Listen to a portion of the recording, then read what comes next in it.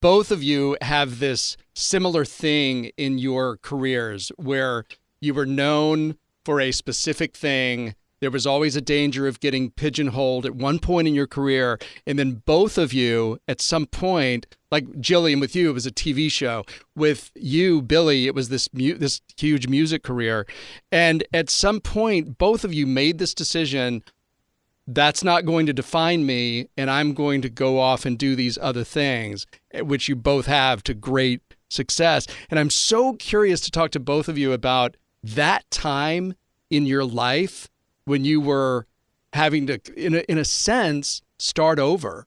Well, it was what I wanted to do. I was very kind of focused about it. It didn't feel like a massive leap to me because it was something I always wanted to do. It was what I trained to do. So, and I had begun to feel a bit like a charlatan in the music industry. And so it just felt very natural for me. And it wasn't frightening, but I was 19, so nothing's really frightening.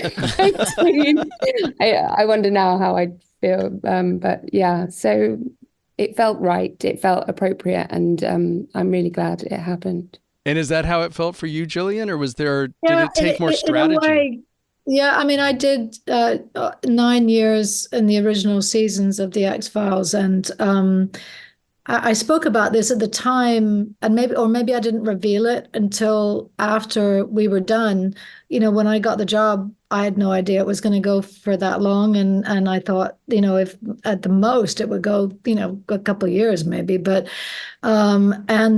this kind of film, or the first proper film that I did, House of Mirth, this is what I always thought that I would be doing and potentially not should be doing, because I'm incredibly grateful for the X-Files, but I felt like I didn't go on the wrong track, but I went down an unexpected track that was a very, very long track. And I was very much waiting for when I got to get off the track so that I could get on with the career that I thought that I was supposed to have. Now that's, we have, I mean, as I say, again, I was incredibly lucky. But so when the first film that I did was House of Mirth. The minute I finished, it was Bleak House. It was, I wanted to do Merchant Ivory type things, and I wanted to, do films like this. And I moved immediately to London and did a play. And so those were, I feel like I tried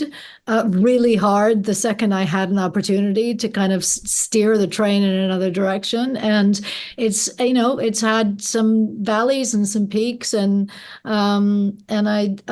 but it's been, I'm very grateful for the journey. It feels like from the moment I was offered Bleak House or House of Mirth, at least somebody else thought that I might be able to do something other than the X-Files. And so I feel like on the one hand, I was very lucky.